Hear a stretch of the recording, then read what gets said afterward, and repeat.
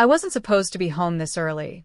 The Friday traffic out of Chicago usually bought me at least another hour before anyone expected me back, but the client meeting wrapped ahead of schedule, and I'd skipped the celebratory drink.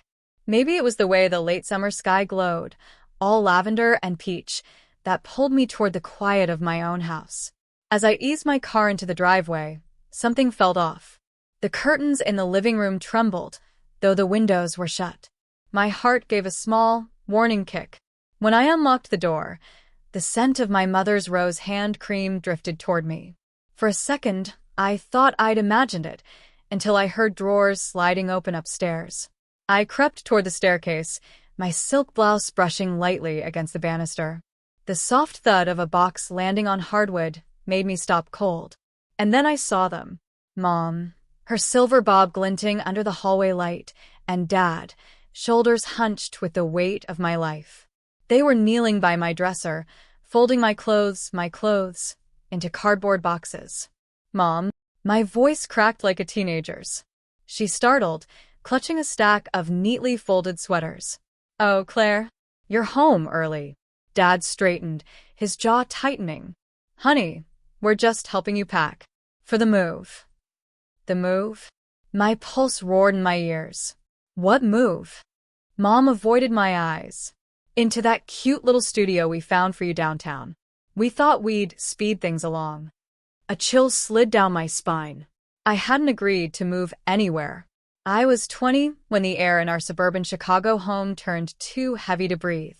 My parents had always been a careful blend of polite smiles and quiet judgment, but that night the mask slipped. I'd just returned from my shift at the little indie bookstore near campus, hair smelling faintly of espresso and old paper, when I heard them in the kitchen. Their voices were low, urgent, and unmistakably about me. She's never going to make it on her own, my father said, each word sharp as the clink of ice in his glass.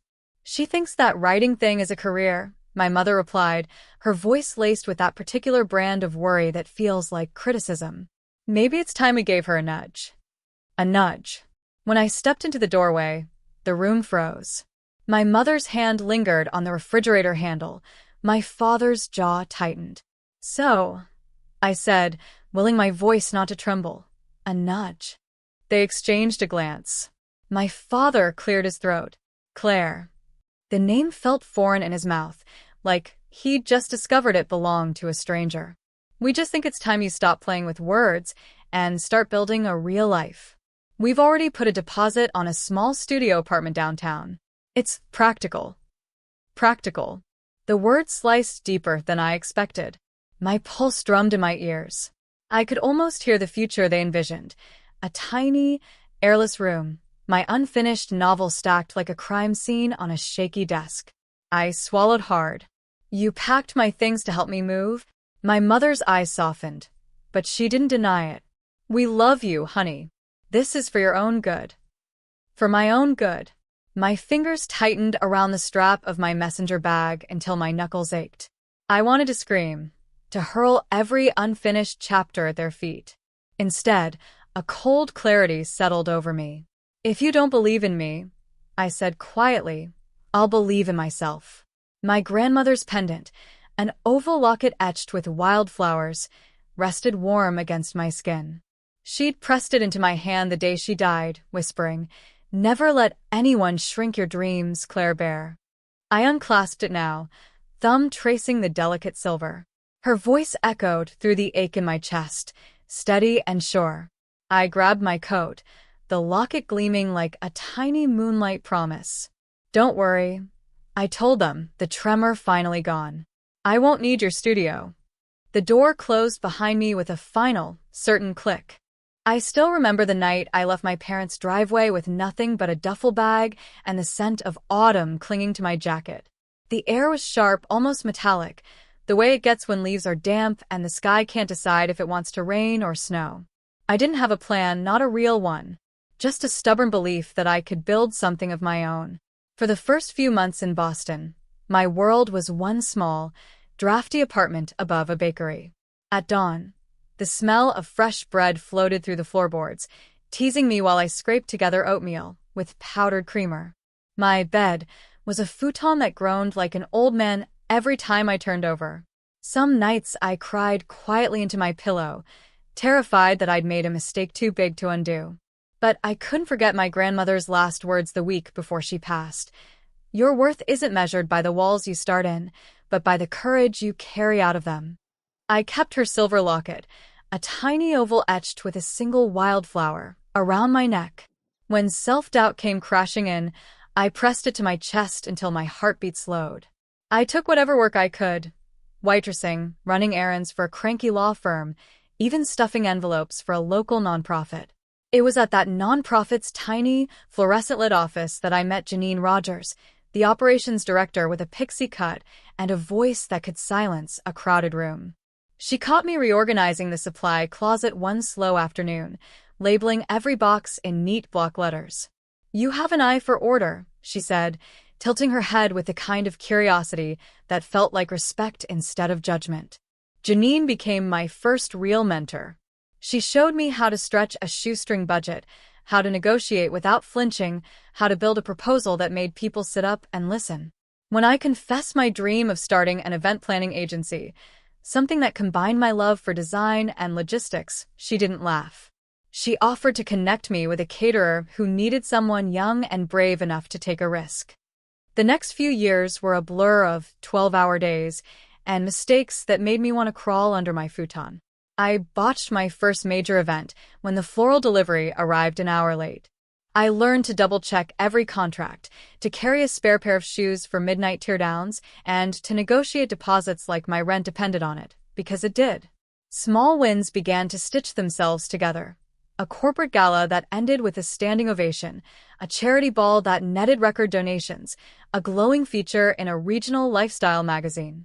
I registered North Star Events as an LLC and opened a modest office near the harbor, a sunlit space with exposed brick and a view of the water that made every 4 a.m. start worth it.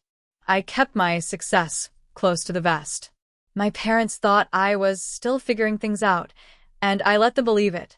On social media, I posted only snapshots of coffee cups and city sunsets, never the high-profile clients or the 5-figure contracts.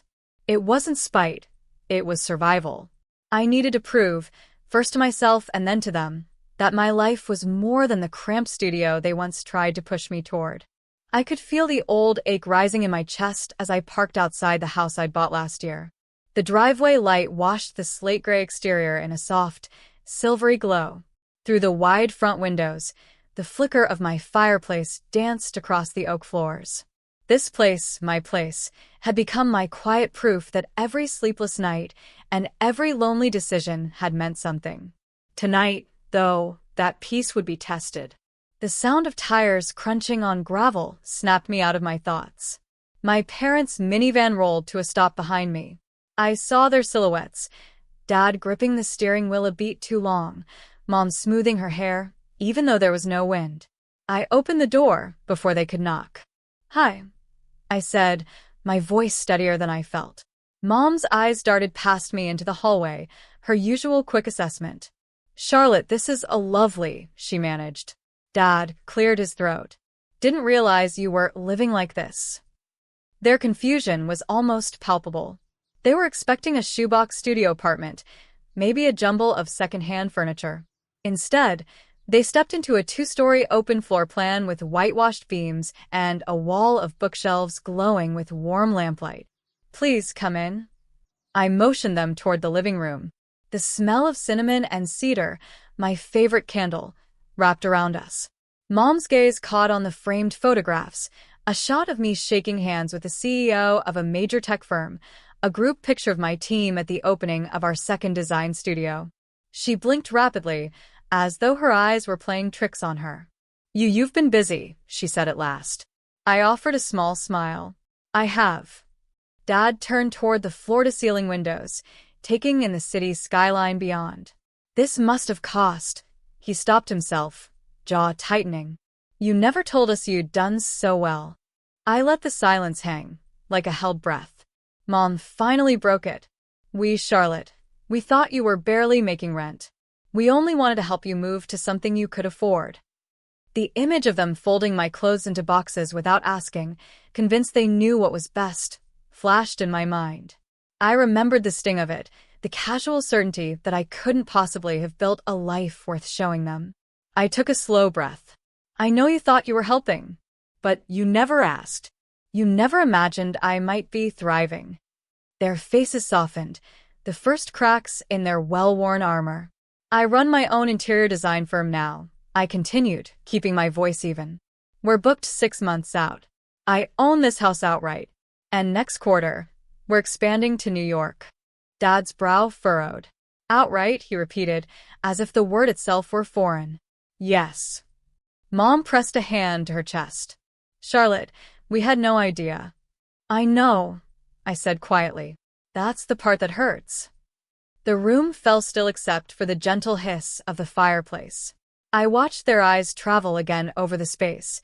The custom-built walnut table, the vibrant abstract painting, a gift from my first big client, above the mantel. Every detail was a chapter of the story they had never cared to read. Dad finally spoke, his voice low. We underestimated you. The admission landed like a long-overdue apology. I folded my arms, not in defiance, but to steady the tremor in my hands. I needed to prove, to myself more than anyone, that I could build something without your approval. And I did. For a moment, none of us moved. The fire popped, sending a single spark upward, a quiet punctuation to the truth now laid bare. I leaned back against the arm of the velvet sofa, the weight of the moment pressing like a slow, steady heartbeat against the walls of my chest. The late afternoon light pooled across the living room in soft gold streaks, catching the silver edges of the framed photographs on the mantel, snapshots of a life they never thought I could build. My parents sat opposite me, perched on the edge of the armchairs as if the fabric itself might judge them. For a long beat, none of us spoke. I let the silence stretch, not to punish them, but to allow the reality of where we were and who I had become to settle in. My mother's hands twisted the strap of her purse. My father's knee bounced in restless rhythm. I need you to understand something, I said at last, my voice calm, even. I didn't build this life to prove you wrong. I built it because I had to, because when I left, you made it clear I couldn't rely on you. My mother swallowed hard. Hannah, No, I raised a gentle hand. Please, let me finish. I drew in a slow breath. I'm willing to help you now, but things can't go back to the way they were. If I'm going to be part of this family again, there are conditions, ones that matter to me.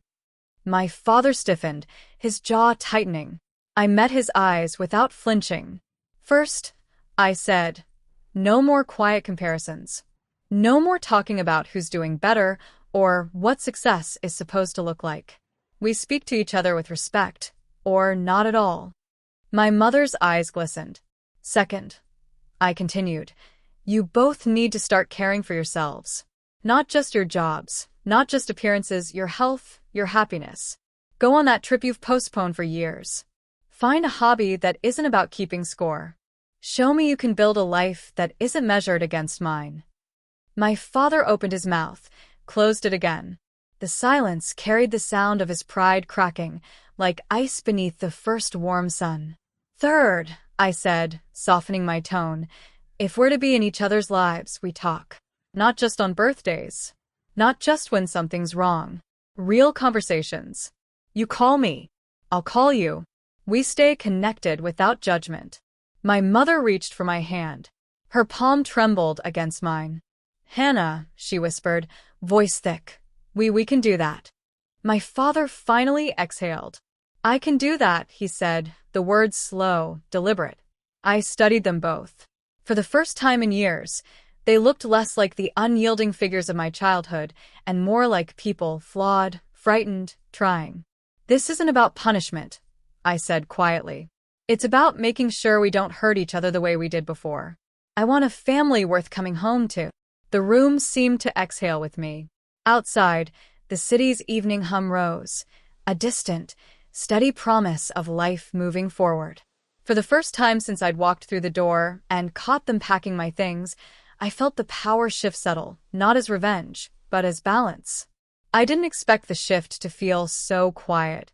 No fireworks, no grand announcement, just a gentle realignment that settled over us like the first warm breeze of spring. A week after that unforgettable afternoon, Mom texted me a photo of the old maple tree in our backyard. She'd trimmed away the dead branches herself, the ones Dad had always said he'd get to eventually. Beneath the picture she wrote, "Making room for new growth. Thought you'd like to see." I stared at the message for a long time, the corners of my mouth lifting almost against my will. Dad, for his part, had called the night before. His voice carried a humility I'd never heard before, hesitant, almost tender.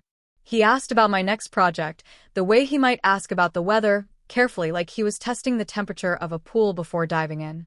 And little by little, our conversations grew. They were still clumsy at times, but there was effort. Tonight, as the city lights flicker beyond my loft windows, I run my fingers over the smooth, worn edge of the small compass my grandmother once pressed into my palm. "So you'll always know where you're headed," she'd whispered all those years ago when I felt lost. That compass led me here, not because it pointed north, but because it reminded me that direction isn't something you're given. It's something you claim. I think of my parents now, not as the people who once packed up my things without asking, but as two flawed humans learning to start again. And I realized that forgiveness isn't a single act. It's a series of choices, tiny, daily steps toward understanding. I am still their daughter, but I am also the woman who built a life on her own terms. The night hums softly around me, the compass cool in my hand. I draw a slow breath, the kind that tastes of fresh beginnings. My path is my own, I whisper into the quiet. And for the first time, it feels less like defiance and more like grace.